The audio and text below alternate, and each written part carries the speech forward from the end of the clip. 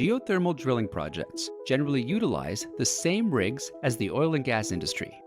In fact, oil and gas industry entities often perform the drilling services and provide rigs and other equipment to geothermal projects. These rigs are sufficient for the state of geothermal drilling as it exists today, but their design is currently optimized for the development of oil and gas projects.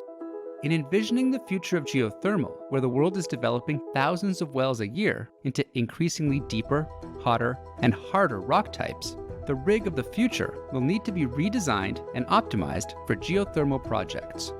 These adaptations may mean bigger rigs capable of drilling deeper wells, rig automation to increase worker safety, increased horsepower and pumping capabilities to cool drilling tools in increasingly hostile environments, and incorporation of next-generation drilling techniques into the rig design and workflow. So, what entities are exploring rig redesigns to optimize for geothermal operations? Can current rig designs be repurposed to perform better in geothermal operations? And what does the future hold for the integration of new technologies into rig design? Let's explore.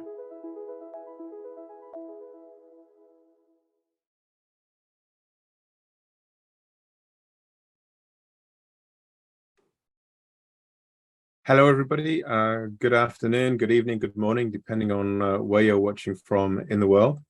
My name's John Clegg. I'm CTO of Hephae Energy Technology, and I'd like to welcome you to this session, Building the Rig of the Future, where we're going to be talking about how to build the rigs we need to prepare for a geothermal boom. I have four panelists here with me today. I have Tony Pink with NOV, Shaun Toralde with Weatherford, Andrew Stone with H&P, and Marcus Howell with Patterson-UTI. Guys, thanks for joining me today and for what I hope is going to be a very interesting, stimulating discussion over the next 60 minutes.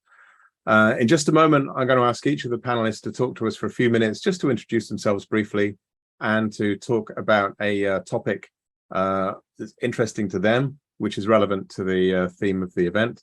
After that, we'll get into a general discussion. And there will be an opportunity in the last 15 minutes of this session for audience Q&A to be relayed by myself to the panel. So start thinking about questions you might want to ask these guys, and then submit them when you're ready. So without further ado, I'll hand over to our first speaker for a few minutes. It's going to be Tony Pink. Tony, the stage is yours. Thanks, John. Really appreciate it. Really pleased to be on this panel this evening. So my name is Tony Pink. Some of you have seen me earlier in the week, but my job is the Subsurface Energy Technology VP for NOV, and that really is now mainly focused on geothermal and helping to build a system that we can use out there to accelerate this business. So the topic, how I'm going to spin this, is look at it from a bottom-up approach. Yeah? So we're going to be drilling 500 degrees C rock, let's say for argument's sake, super hot rock potentially, and we want a relatively large borehole. Yeah. So then if we take that all the way back up to the surface, what do we need on the surface to be able to deliver that sort of borehole to this industry? Yeah. And the biggest challenge that I see most of us having is that challenge of wanting to drill a well with a large surface area over a significant distance, but all of our directional tools really clocking out at 175 a stretch, 200. Yeah. So me and a team in NOV are looking at the moment is what could we do both on the rig floor, on plugins or the rig surface rig and equipment to deliver sub 150 centigrade fluid to the bottom of that borehole. So we're starting with this model of this heat at the bottom that's potentially going to melt our BHA, and then work backwards up the string to what can we do. Yeah. So from a rig point of view, we're going to have to start thinking, okay, if we're going to get that cold fluid to the bottom of the hole, we're going to need probably high volume. Yeah, we want velocity of fluid going into the hole. So we've got to start thinking, okay, what is the pump setup that I'm going to have, and what is the standpipe, and what's the fluid circulating system to deliver high velocity fluid to the bottom of the hole. So if we're going to do that, but not blow the rig apart because of pressure losses, then we're going to have to start thinking about big pipe. Okay, so, you know, do we retrofit, you know, oil field pipe into the deal, or do we start looking at something that's a bit more clever? Yeah, and think about potentially, you know, 5 7/8, a 6-inch pipe. You know, it doesn't have to be 6 5/8. And if we're going to have 6 5/8, how are we going to rack it in the derrick? Yeah. Okay. How do we modify the rig to take that new pipe? You know, we've got an offshore pipe on a land rig potentially. Yeah. And then we got to look at that pipe. What do we line that pipe with? Yeah. And we've been lucky. We've just had a couple of cool little breakthroughs on low heat coefficient coatings. Yeah. Which are not particularly thick, but, you know, we've got to get it. You know, they do have a big impact. Yeah. The next thing is, if, you know, we're going to get a lot of heat losses through the tool joints. Yeah. So, you know, can we go with, you know, range 3 pipe? You know, what are we, again, thinking about?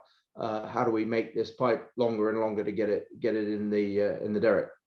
And then, you know, to not really steal the time from my colleagues here, who are most of which are much more rig experts than me. You know, what can we do on the surface? Yeah. So can we deliver, you know, -10 centigrade glycol water mixed fluid into our fluid system? Yeah. Can we start with supercooled system? What does that look like? What is the plugins of the coolers, the cooling system, and how do we get that in there? And then, you know, still when we pull out of the hole, you know, we want to maintain these lower temperatures, we're going to have to make connections really quickly. So what can we do with automation systems, with robotics? Because we're going to have to, if we don't have continuous circulation, we're going to have to make a 1 minute 45 connection. So we're going to have to be smoking up there on a rig floor. So that's how, you know, I'm thinking about it, thinking it from the bottom up. What do we need to deliver at the bottom, and then fit the rig for purpose? Yeah. And then think about how long does it, you know, I'm hoping a lot of these geothermal projects could be 24 wells, 48 wells, long duration projects. So how do we move around on the surface? What can we save by not having to break up the rig and move it somewhere else? Yeah. So that'll be me. I'll hand over to Shaun from Weatherford. Yeah. Thank you very much, Tony, and thank you, John. Good day. My name is Shaun Toralde, and I finished Bachelor of Science in Geothermal Engineering from Negros Oriental State University in the Philippines. I ran the Geothermal Engineering program for 5 years before joining Weatherford in 2005 for geothermal air drilling projects in the Philippines and Indonesia.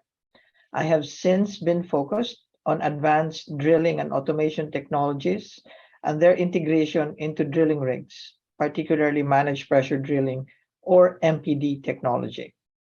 Now, all roads that lead to the rig of the future go through managed pressure drilling.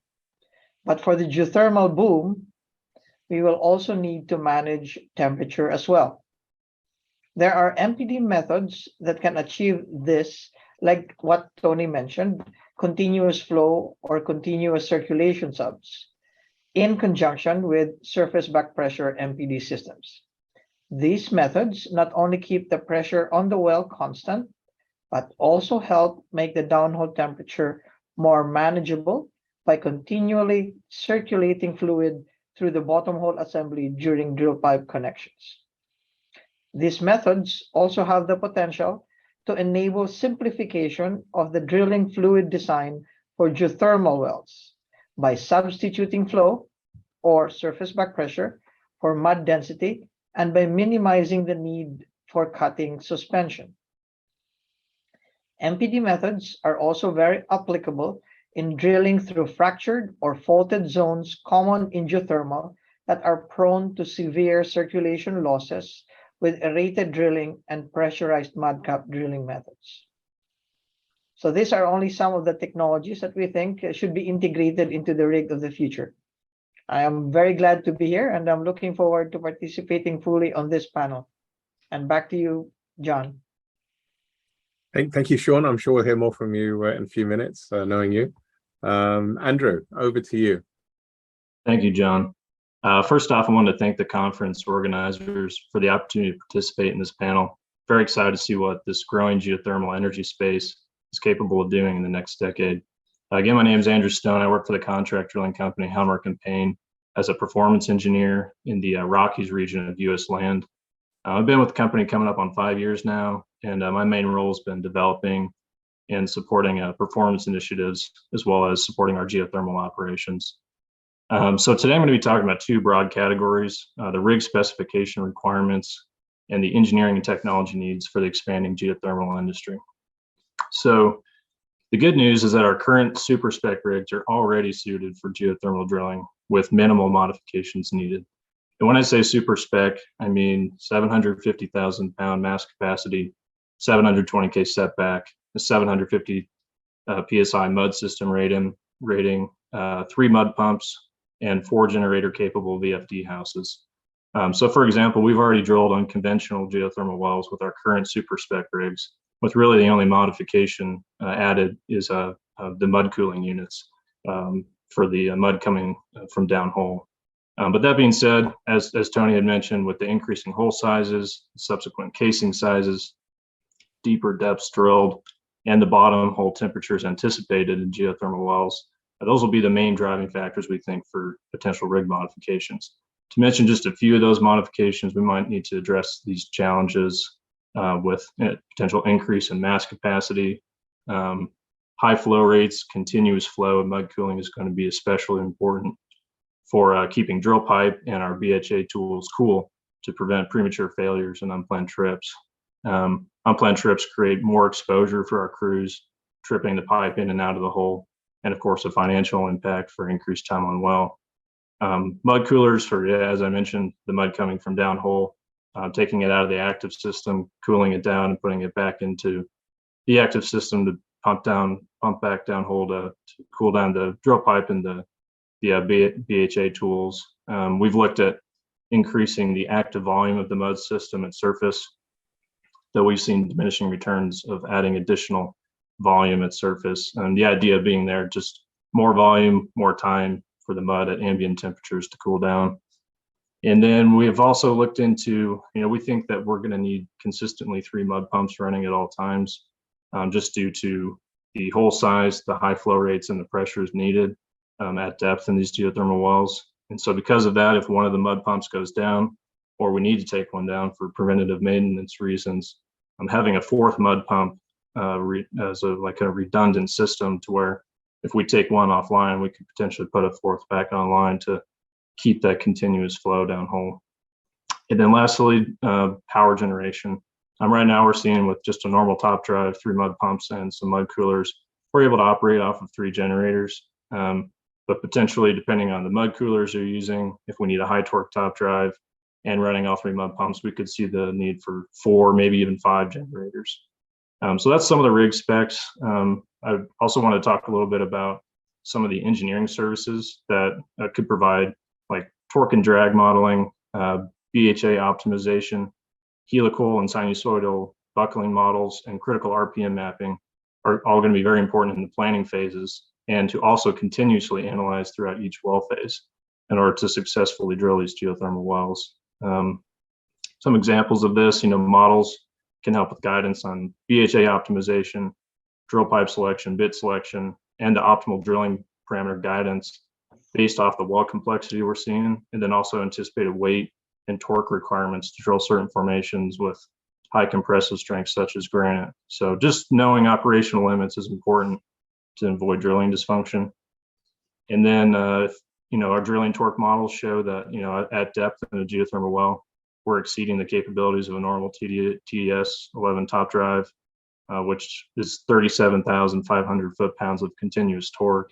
This can help us predict whether we need a high torque top drive or not for geothermal applications. And then the last piece I had was, some of the complex well designs we've seen in the geothermal space. The rig of the future, we think, will also need to be able to accommodate technology systems for wellbore quality, wellbore placement, and drilling optimization needs. Specifically, automated directional steering software will impact our wellbore quality, drilling our wells to plan, and reducing tortuosity. Survey correction services that utilize IFR or in-field referencing models to correct errors in magnetic declination.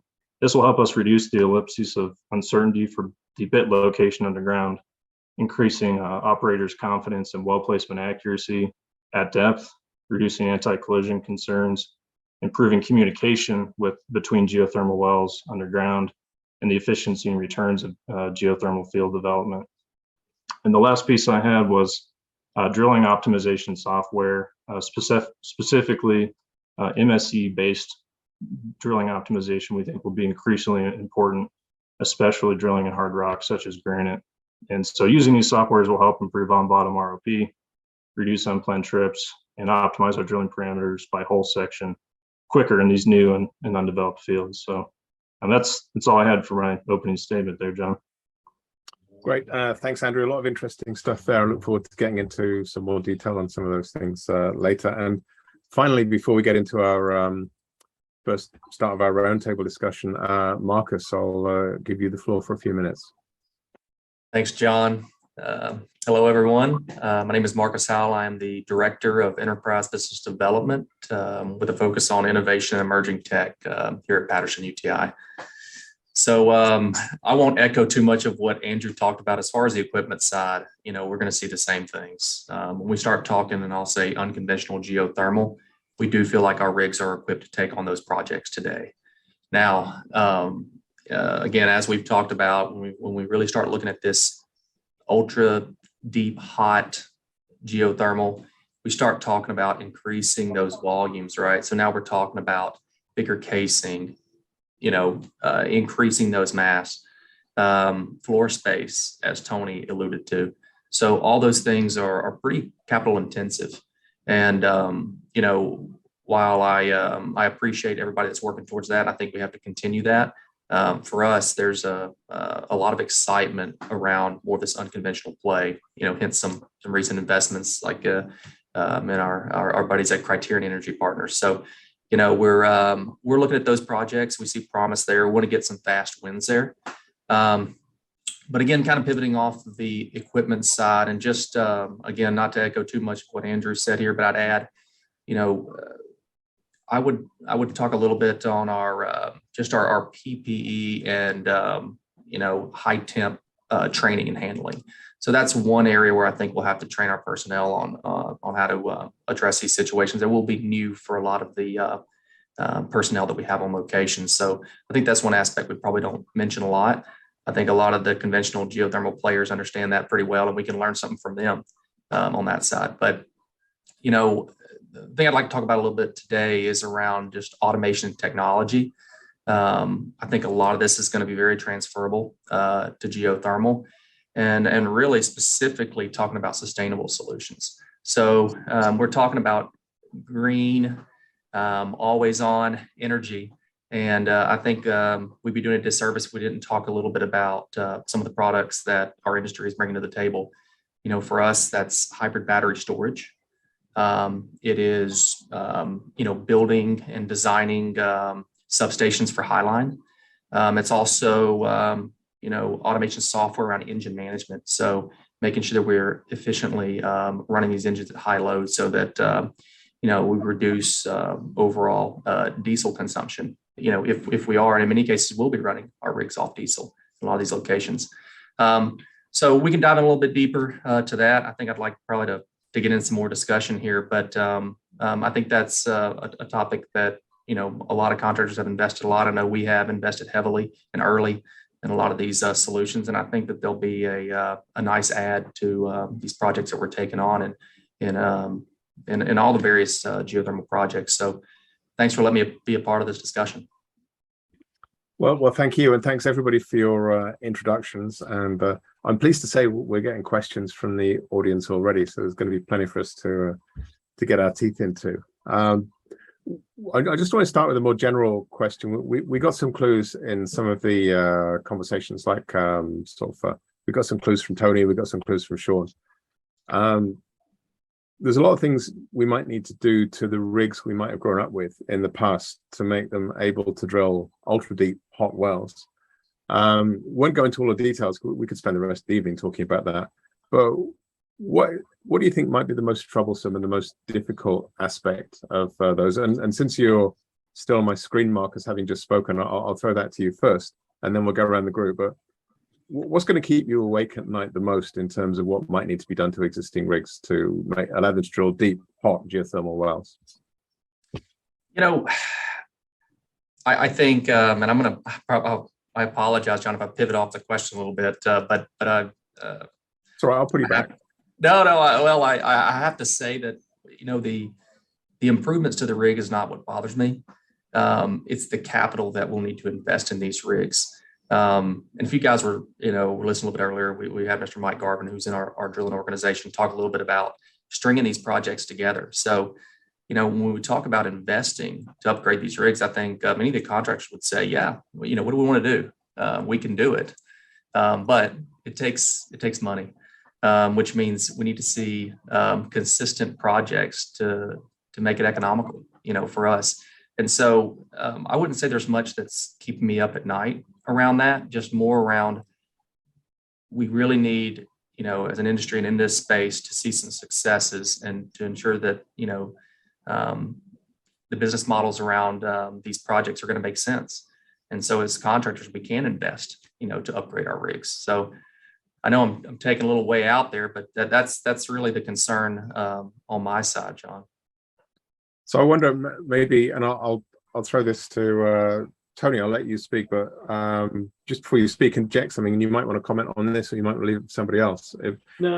Based on what Marcus just said, we maybe got a chicken and egg situation where you don't invest in the rigs until the applications are there, and people don't plan to drill the wells until the rigs are available. A little bit, but I think we're getting to the point over the next 18 months. Some of the projects that are in a planning phase, if successful, will prove a model. And then I believe what Marcus and the drilling contractor and us, what we need to invest the capital to do this is that successful business model. But someone saying, okay, a well will produce 30 megawatts, but this is a 300 megawatt project, so I want 10 wells on that location. That's going to take me initially planning 5 years, but we're going to do it in 2.5, and then we can, risk the capital, and potentially that project, if successful, will be duplicated across. That's how the Swiss are actually looking at it at the moment. They were looking, if one pad becomes successful, they'll do 23 multi-well pads across the country. Put me front of the line for that work. So no, I'm with Marcus. I think we got to have, as soon as we get the model done, we want some big projects, and then boy, can we put some stuff to work. Great, thanks. Shaun, anything to add?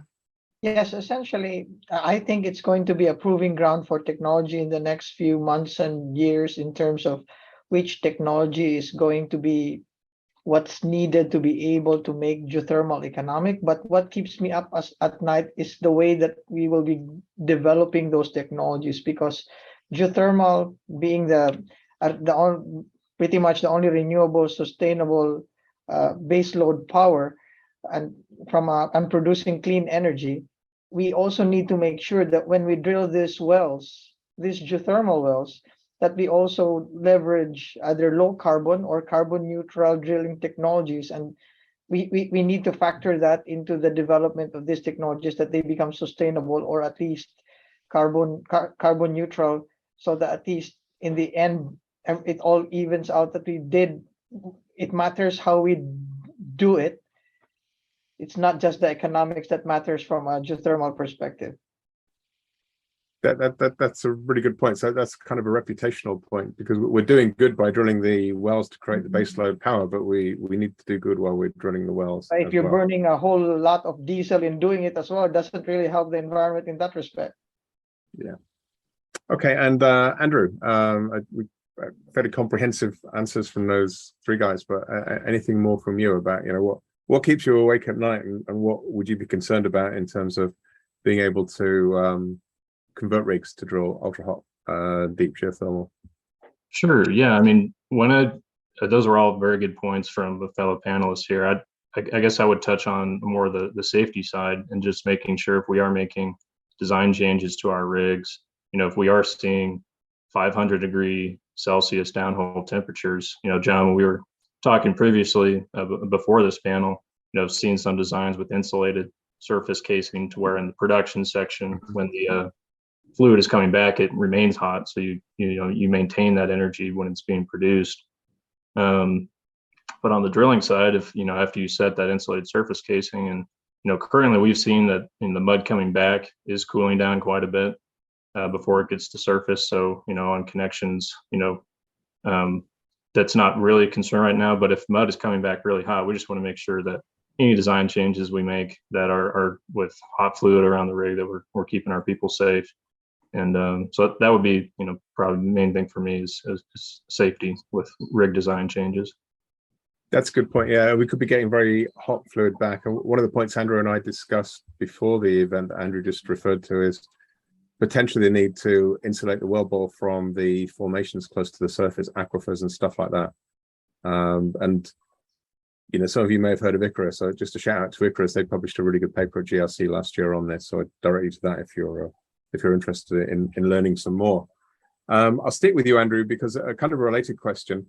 Out of the current fleet, I mean, what proportion of rigs do you think is potentially convertible to deep geothermal, and how big could the geothermal drilling fleet be without building new rigs? Or do you think we're going to need to build brand new rigs for some of this work? So, like I mentioned earlier, our current super spec rigs are ready for geothermal, and we already have designs made to upgrade on an as-needed basis, depending on the customer's well designs, some of these various, rig components and modifications I mentioned. So I would say most of our fleet is actually geothermal ready right now. However, I mean, it's a balance between, oil and gas is still here. We're still drilling oil and gas wells. And so you might get to a situation where there's just not enough rigs on the market where you would have to new build anyway. But I would say we wouldn't be redesigning from the bottom up rigs for geothermal. I think our current rigs and rig fleet and specifications are adaptable. Thanks. Anybody agree, Marcus? So you agree, disagree with that on a global basis? It's just on a local basis. Yeah, I agree with Andrew there. Probably the only thing I would add from my side is, again, with the unconventional, we're ready. We're ready to take on those projects. We're obviously competing against ongoing projects, right? We have a job to bring value to our shareholders, and so we have to balance all that while still being cognizant of what's going on in geothermal and making sure that we're learning and we're engaged because there is a potential large scale opportunity here, and it could pop off quick, right? I think a lot of us hope so. But I would say that and I think somebody alluded to it a little bit earlier. We have kind of formed slowly we've created more fit for purpose rigs just for U.S. land, and that means focusing on fast moving rigs for one example. So when you start talking about adding for some of these ultra deep projects, large mass, larger floors, there's a balance there as well, right? So I would say that we just need to keep that in mind. Once these projects are proven up and rigs can be dedicated, I see them as focused geothermal rigs, and maybe you can play in certain basins, but probably not a whole lot of back and forth on a lot of the unconventional play we have going in oil and gas, and as far as with the ultra deep geothermal. Okay, that's good. Tony and Shaun, quickly, either of you want to jump in? I would say au contraire. I think there's some rigs kicking around that can do it, the big deep stuff, but not enough of them if it takes off. But I think the drilling boys have got time to ramp up. But I think the baseline spec for ultra hot, we're not talking about other types at the moment, but the ultra hot, the baseline spec is going to be 2000 plus horsepower, yeah, because a lot of these wells are going to be relatively low inclination and very little support from horizontals or anything like that. It's just a long, deep, probably inclined wellbore, yeah. So I think I don't think they're that abundant. Shaun? What proportion, Tony? Just before we move on to Shaun, just ballpark. Yeah, I think there's only about 10% out there that could do those. Yeah. And what percentage? I was just going to say, I would agree if at the deeper we get and you're running bigger size casing and setting them at deeper depths, you would have to upgrade the mast to potentially 1 million pound capacity. And we have those designs, we have implemented them in unconventional oil and gas, but to Tony's point, there's not that many of them right now. Good, thanks. And Shaun? Just from a technology philosophy standpoint, it's not just all building new rigs. It's also, from my experience, it's also retrofitting existing rigs to be able to do or to be able to adopt and deploy the technology as and when it's identified that is really the set of technologies that rig requires. And we don't just need to cater to the very deep wells. There will be still other geothermal models that are out there that might not require the very deep wells that are prescribed for the ultra deep super hot geothermal system. So I think there's still a role for everybody, and when the technology matures, we can then integrate it into the rig as part and parcel of the system. Yeah, that's a good point. A couple of good points there. I mean, geothermal covers a wide range of applications. You get all the way from temperatures that are similar to or lower than, and depths that are similar to or lower than existing oil and gas, all the way to ultra hot and ultra deep. If we're talking about ultra deep, I mean, Tony said maybe 10% of the fleet. Is that about right in your opinion, or more or less, or what do you think? Have you got a number? Probably put you so. on the spot, I know. Yeah. Okay. We've not seen a whole of that drilled yet, but I will have to go with the numbers quoted by those who are quite close to the rigs than I do. Fair enough, thanks. So a couple of people talked about, well, everybody's talked about fluids. I know Shaun and Tony in particular said some things that were kind of interesting in the fluid talk. I think it was Tony that mentioned potentially injecting water glycol below zero. I think Shaun, you talked about different types of fluids as well. You talked about density, for example. Mm-hmm. If we have techniques like MPD, if maybe we don't need to worry quite as much about reservoirs with fluids under pressure as we do in oil and gas. If you could imagine for a moment that we can reliably use things like continuous flow, and so we're lifting cuttings regularly and we don't need to worry maybe so much about gelling. I mean, and also we've got thermal properties to worry about, both taking heat away from the formation, and also one of you guys mentioned cooling down in the pit volume. Yeah. How different could fluids become? How much could they evolve from what we're used to in oil and gas to drilling some of these really deep geothermal wells? And Shaun, I'll start with you because you mentioned fluids in your chat. So from a continuous fluid standpoint and from a geothermal perspective, I believe some of the clients that I have interfaced with have prioritized simplifying it to the bare minimum so that there's lesser factors to deal with, and obviously temperature affects a lot of the properties of traditional drilling mud. So the simpler the fluid, the better. They have not yet identified which particular fluids would be best. So it's still open season right now as to which particular fluid systems will be best. But from a continuous circulation perspective, if the requirement to suspend solids and with back pressure, we don't need to weigh up the fluids as much. We might have better flexibility in terms of being able to deploy fluids that can keep temperature absorption to a minimum, but at the same time also allow us to be able to drill as deep as much. So there might be a lot of experimentation in that field, but at least if continuous circulation is implemented, we'll be at least be able to remove the complexities of the drilling fluid that we deploy, and Thanks. probably use it for not just the drilling part, but even the enhancement of the stimulation of the reservoir.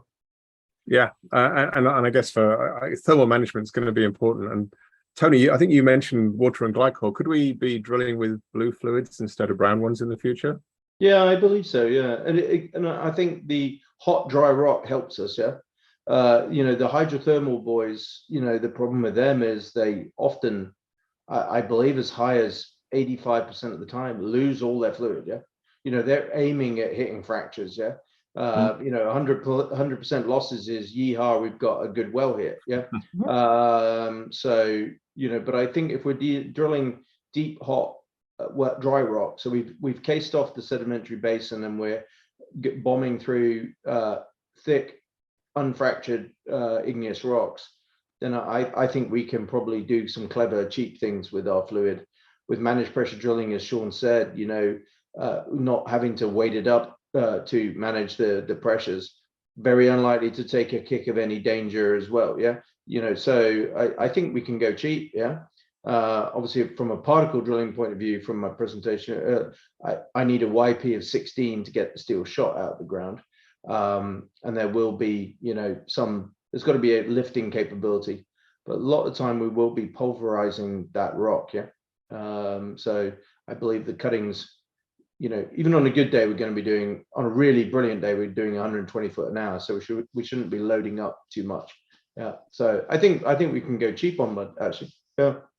I was kind of interested by, I think it was, I don't remember which SPE conference, Fred DePriest talking about some of the stuff at Forge, and talking about how ROP was increased when they put cold water pills in the system as well. They believe there's some thermal impact effect as well, yeah, on the rock. Yeah. So if we can get cold water to the bottom, we might help. An earlier presenter in Pivot mentioned it as well, that there's you know, the potential of breaking rock by the differential in the temperature. Yeah. Yeah, which kind of caveat on that one though, John. Although from a traditional hydrothermal development standpoint, we use brine in the reservoir, and the reservoir pressure is subhydrostatic. But when we're drilling with hot dry rocks, as in the case of geodynamics in Australia, they actually encountered a lithostatically pressured reservoir. So be mindful that we need to make sure first that there's none of those when we are drilling at high speeds with lower mud weights. That's a very good point. Yeah, they have a very good MPD system, heat detection system. Andrew, Marcus, either of you got any comments about fluids and what you think the future might hold for us? Because it sounds like it could be interesting. Well, I'll touch on one quick point, which Tony kind of alluded to, but I'm most interested in how we could potentially reduce costs there. So a lot of these early projects, you know, they got to be successful. I mean, I think I said it earlier, like, man, to get some fast wins here is huge. And I think that means everything to just promote further investment in a lot of these projects. And so, you know, the ability to look at fluids that's going to reduce overall cost of these projects, I think is paramount. And losses, everything that these gentlemen, you know, have already talked about, it's going to be a real challenge. But it's possible, and we look at the advancements we've already made in oil and gas, and so there's no doubt we can get there. But yeah, I think I'd lean towards that side in reducing overall cost for these projects. That's an interesting point. Thank you. And Andrew, anything to add? Yeah, so drilling fluids not my area of expertise, but to kind of reiterate what you mentioned, John, on the Forge project. Yeah, before they had switched to those cold water pills, they were seeing MSE around 85,000 KSI, which is around twice the force required to drill granite. And then they switched to water, and I thought it was really interesting how their ROP increased.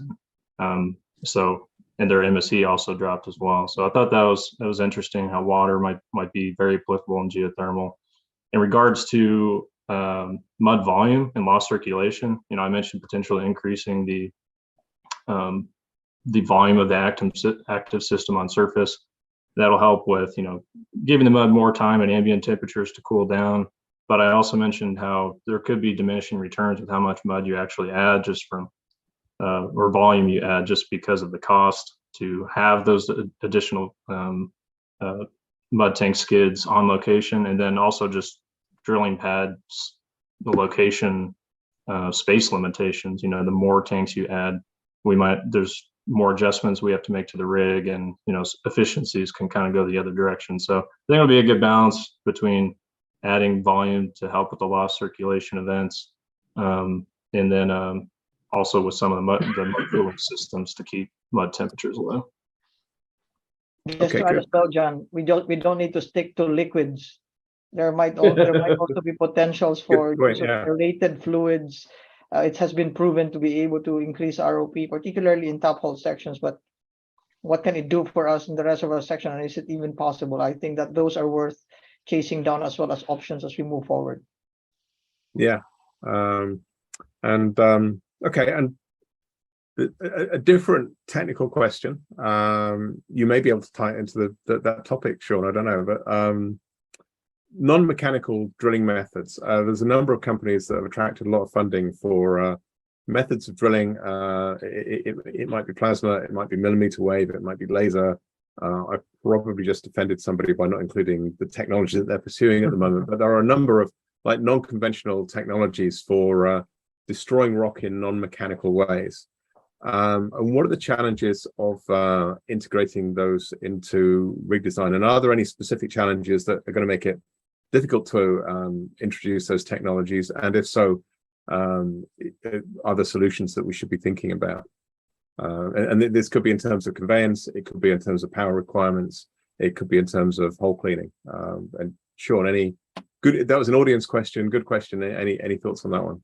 Could be in terms of well control as well. We need to be mindful as to the reservoirs that we're drilling through, as to, yes, you can drill fast, but what to do when the contingency occurs when you encounter high pressure reservoirs, if there be any. So once that risk is mitigated, then perhaps you can continue to use it, but there needs to be a means of being able to handle contingencies for those events with these new drilling technologies. Okay, Andrew, any thoughts on these new drilling technologies and how they might integrate to rigs? Yeah, so to start with kind of drilling optimization, I would say, you know, in regards to the weight required to drill through granite, I would say to just not shy away from putting higher weights to you know, actually reduce drilling dysfunctions, increase ROP, as long as there's, you know, a positive response with ROP and differential. Just continuing to do those weight on bit step tests, and even using drilling optimization technology that's consistently doing those weight on bit step tests and measuring it with MSE. I think that'll be really valuable in drilling these geothermal wells and helping kind of reach that founder point quicker and figure out what the optimal set points are for each formation in these geothermal fields. So I think those will be important. And then again, with some of these complex well designs we're seeing, reducing wellbore tortuosity and through the use of automated directional steering software and survey corrections will be, I think, really important for actually achieving the well designs that these operators are proposing. So that's about optimizing, I guess, the existing mechanical methods of drilling, right? Right, yeah, with the drilling optimization technology. Okay. Marcus, have you got any thoughts about like non-mechanical, non-conventional drilling technologies and how any challenges or opportunities in terms of rig design that they might present? Because if they're going to come, then you need to be ready for them, right? Are you asking me specifically about laser beams, John? I'm asking about anything that doesn't involve turning to the right. Well, you know, I'll say this. I actually, you know, appreciate everybody that's exploring any and all methods, right, for these step changes in technology. You know, I'll go back to, we need to figure out that business model. I will say, I'll echo Andrew a little bit there. You'll see more and more on the contractor side investing in performance teams, right? We're talking about MSC driven optimization. We're talking about the tools, as we talked about, drilling with conventional motors with, trajectory optimization. So I think all those things will be crucial in just reducing the overall wasted sliding time and overall slide percentage, even if it's not super hot, right? Let's not expose these tools to a hazardous environment any more than we have to. So I think, it's a multi-pronged approach. We're painting with a wide brush here and talking about, all various kinds of geothermal. But I will say that I think just the expertise that we have in the geothermal space, it's very applicable in all these various areas, regardless of kind of what we're speaking to today. So.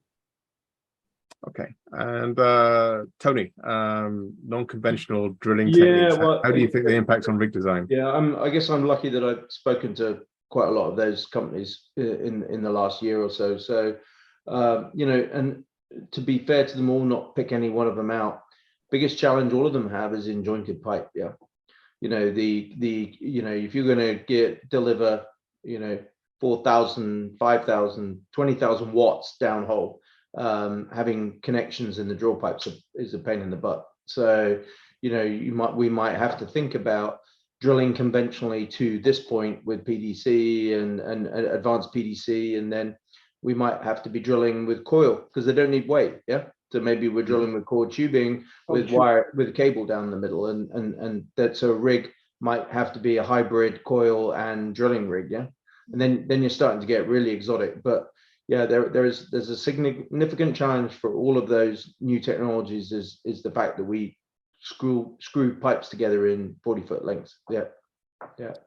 And I assume for these depths, you're talking about pretty big reels. Yeah, absolutely. And won't be able to go under a bridge. It'll have to be welded on site. The problems just grow. Yeah. Yeah. Although you're not transmitting weight and torque, right? So I guess yeah. it could be skinny coil, but yeah, it's still going to be skinny coil. Yeah. Big reels. Okay. So I've got another great question that came in. Thanks to the audience.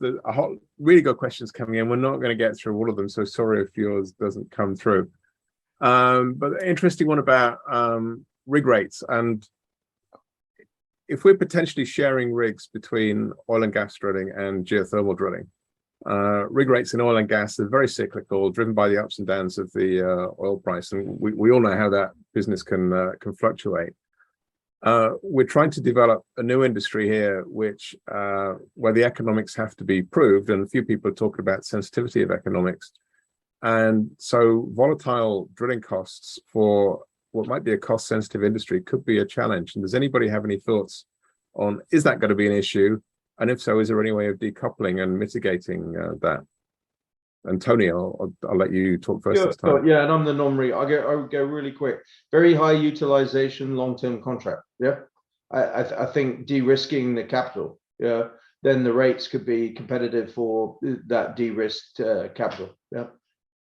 So high utilization, long-term. That's consistent with pad drilling and the large projects we're talking about. Super pads, ultra pads.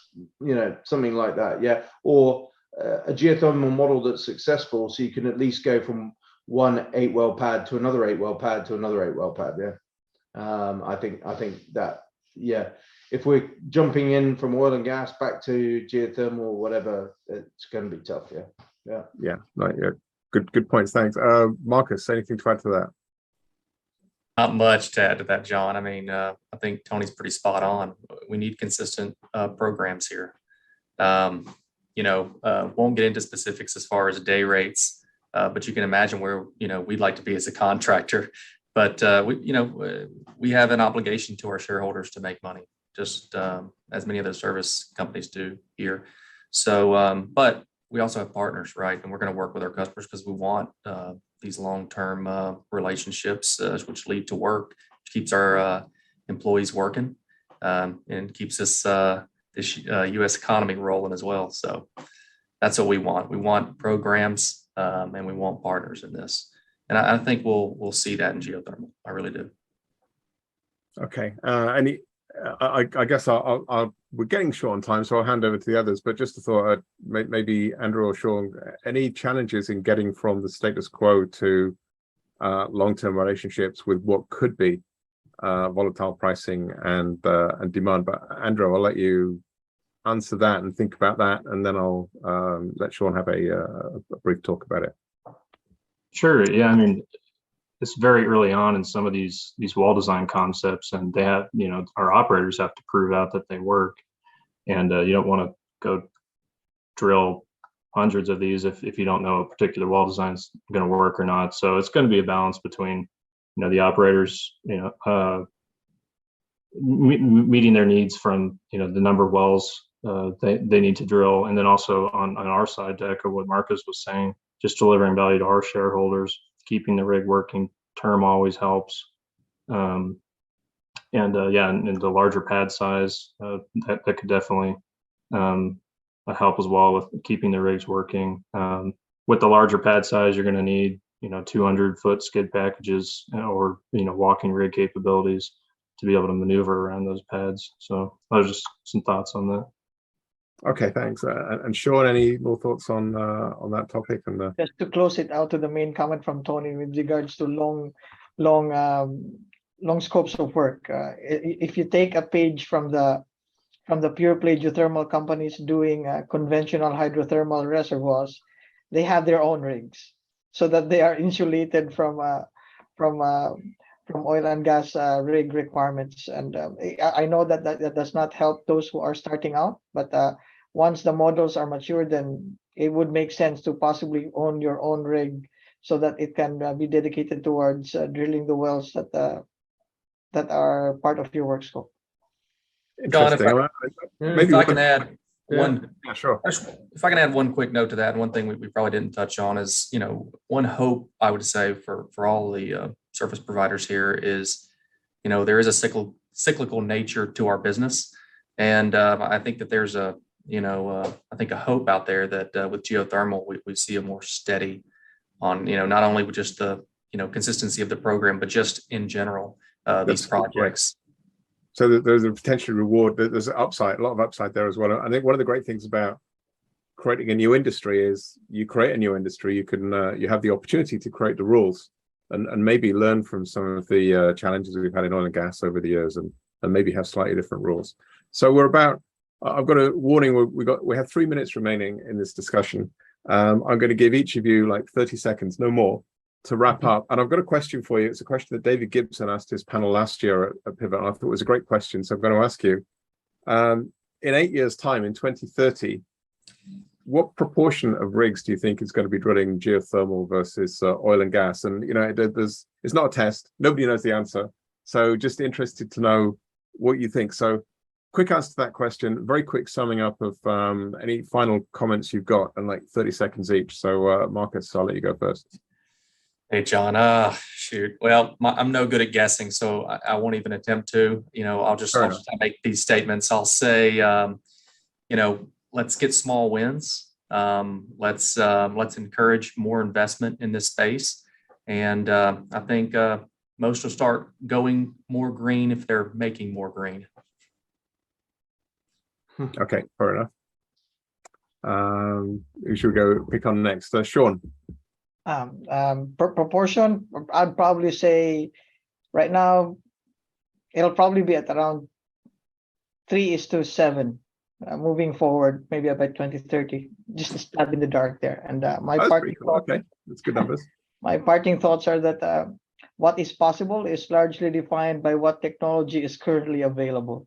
So as long as we continue developing technology, we'll be able to push the boundaries of what's possible from a drilling standpoint. Thank you. Okay, thank you. Andrew. So yeah, if I had to guess, maybe 7 to 10% by 2030, rigs converted over to geothermal drilling. And just to echo what I talked about in the panel, just that, the drilling contractor side, we're ready to take on the geothermal work. We already have some of the rig modification designs completed already for any, of the challenging geothermal wells we're seeing. And also just from the engineering and technology side, we're in the big data era, and, we need to put that data to work. So just making sure we have teams that are staffed and able to analyze that data and apply it to drilling these wells to improve efficiencies. Great, thanks. And Tony? Well, if the word pivot works, yeah, and if the oil and gas companies, if us groundbreakers create some wells that are economically viable, at or near the cost of natural gas or oil, the operators will wake up to this, and we know our industry can scale super fast. Yeah. So I'll take an ambitious stab at 10% of the world's rig fleet will be drilling geothermal by 2030. Yeah. That's great. Those sound like good numbers. I mean, nothing like as bullish as David Gibbs's panel was last year, but I think they got a bit carried away. So Yeah, just got an overtime message on this one. Yeah. Yeah, that's right. Without rigs, we're not going to get wells. So thanks everybody for your time, and thank you everybody for your attention. Cheers, John. Thank you very much. Cheers, Thank audience. you. Thanks, gents. Thanks all.